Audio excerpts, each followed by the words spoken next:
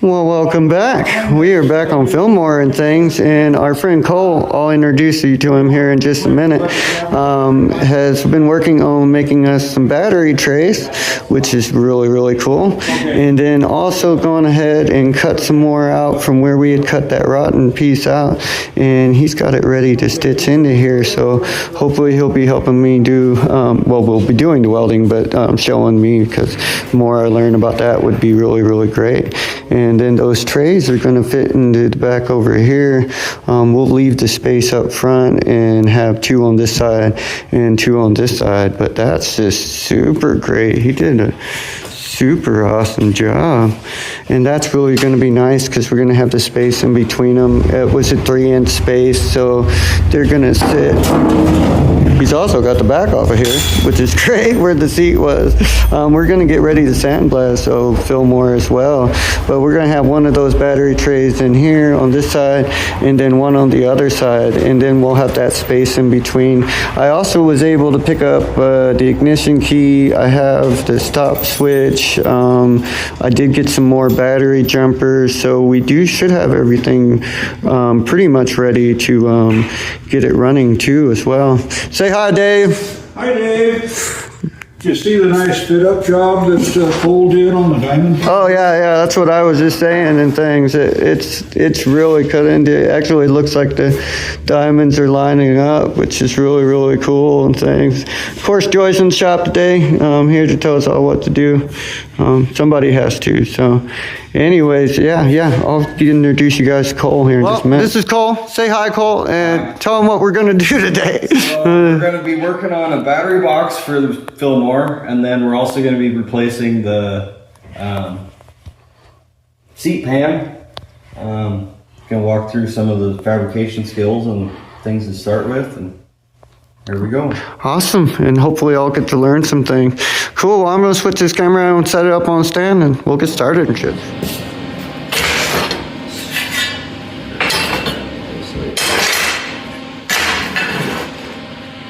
So, building squares, simplest thing you can be doing, as long as everything is made, cut nicely. So in like a situation like this, you want to make sure, obviously, all your lengths are right. Which, coming out a little, you're shooting for 3/4, then it's 7/8. Actually trim this down. But like you're doing a spot like this, you would want laid out, set it in place, and you'll tack the inside corners.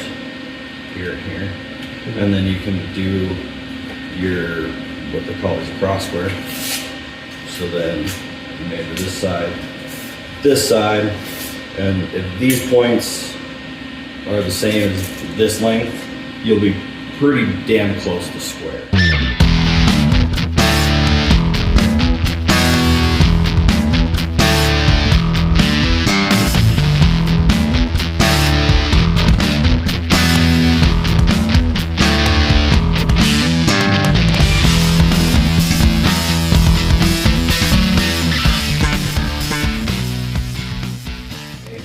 I'll clamp it down in a couple spots to where then I can.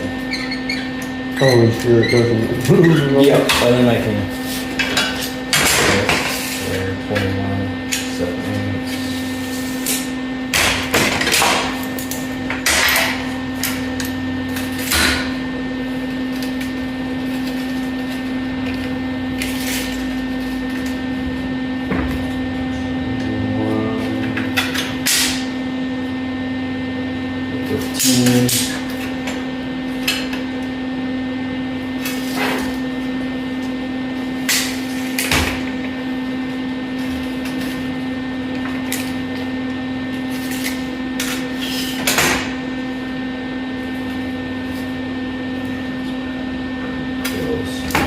So then, once you get it all where you want it, you'll just put a tack on the opposite side, top, or just so it's pulling against that other weld.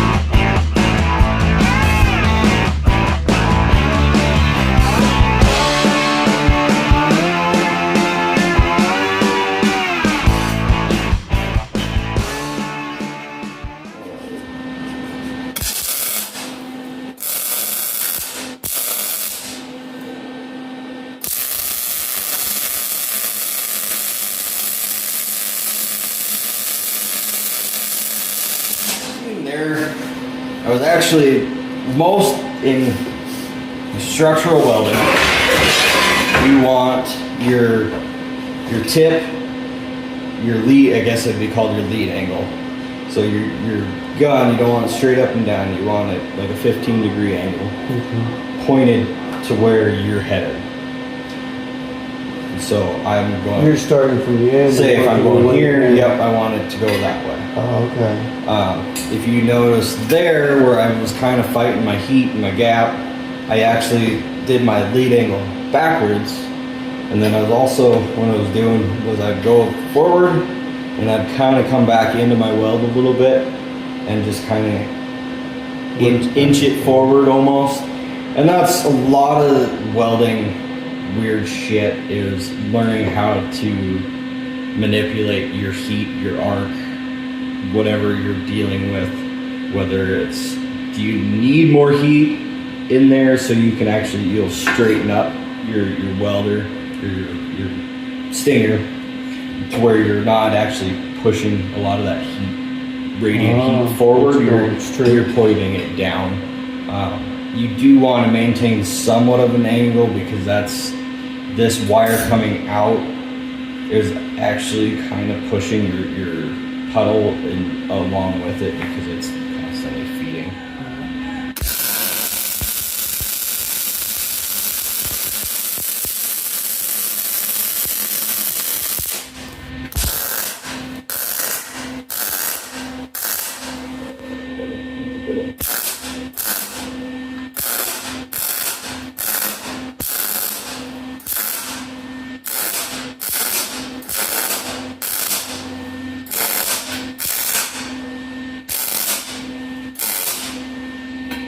And so I'll just let those spots cool. I'll hop over to another spot, do the same thing if I have to, and then I'll go back to that once it's got lost some of its heat. The more warpage and movement you get.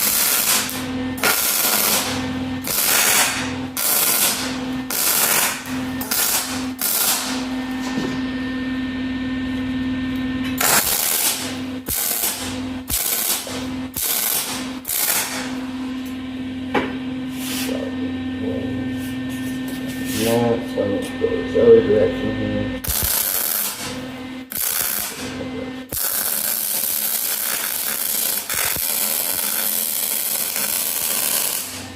And I don't know if you saw that, I started to burn through, and so I just kind of advanced my weld a little further than I should have. That kept me from actually burning all the way through. Doesn't look pretty, but it's there. I can then take a hard wheel, grind that back out, and then I have a nice clean surface to put a clean, pretty weld in. Sometimes that's what you gotta do, is you almost have to just get fused together, especially in farm equipment. Just gotta get it together. Then you can take the time to grind it back out and then add or put good welds in there. A lot of times you're just trying to burn out rust. Yeah. Just your impurities and things like that.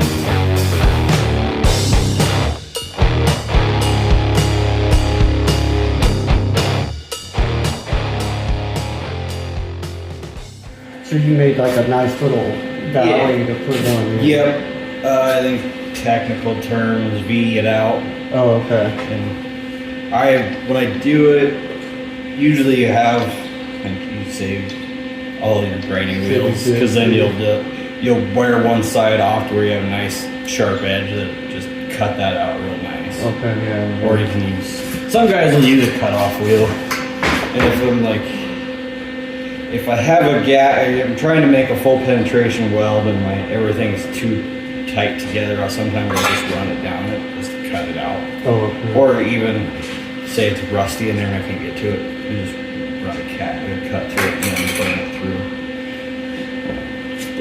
through. So now you go back over the top. Yep, I'll just top them off. It probably really didn't need to do that because it's going to grind them off flush anyways. But I just wanted to do the job.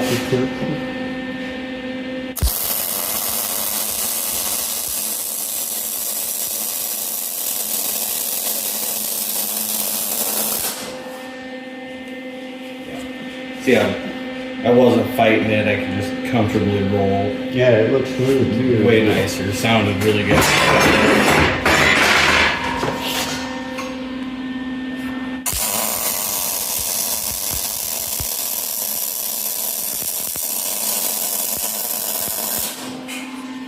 And like you said, you're often shaky. Keep your elbows tight in rather than out. Pushed You're out. trying to use your core strength to hold yourself.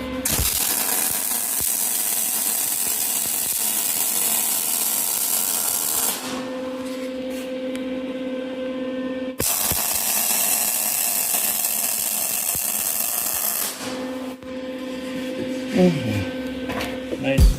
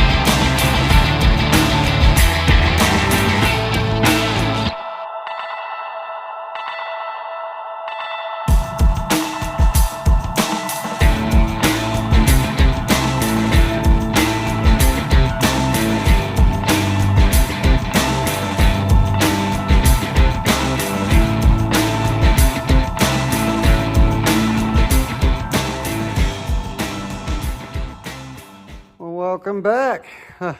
This is probably the end of the welding episode, which was actually something we were doing last week, or the week before. I can't remember now. Going in between projects, it's been pretty busy. I did get to a lot of practice. I've got some practice at home here lately, but I did not finish welding this.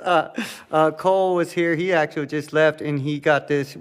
He did little stretches in between, and then got this whole section welded in, which is really nice. It looks really good. So even almost got most of the lining up on the other side, which was pretty cool. And then he also has been working on the battery trays. So he got those on, and he built little loops that will work with the strap. So we'll be able to strap these in with some tie downs we're gonna kind of modify. So that's what that's looking like. And yeah, they're in solid there, so they're not gonna move. So we got the 3 inches from this space, 3 inches in between, and then batteries boxed for both sides. So I have actually been working on the wiring over at the other shop, and I have got all the batteries wired together and the motor pretty much wired. I fixed the gear selector. Here, we'll go over and check it out real quick. So yeah, I've been working on the wiring harness and the wiring of the motor. So have all the batteries wired together. I took apart the entire gear selector and got it back together after I cleaned everything up. And I've started wiring everything together. So I've also wired in an ignition and a light for it that I've got to finish hooking up. But I believe next time we should be able to give the motor a test, and then hopefully I'll be able to figure out the rest of the wiring. So, but yeah, things are moving along. Also got the sandblaster almost ready, so he's just got to fix a few more things and we'll be ready to sandblast Mr. Fillmore. But hope everyone's having a great day. If you haven't yet, like, comment, subscribe, let us know how we're doing, and definitely thanks for tuning in.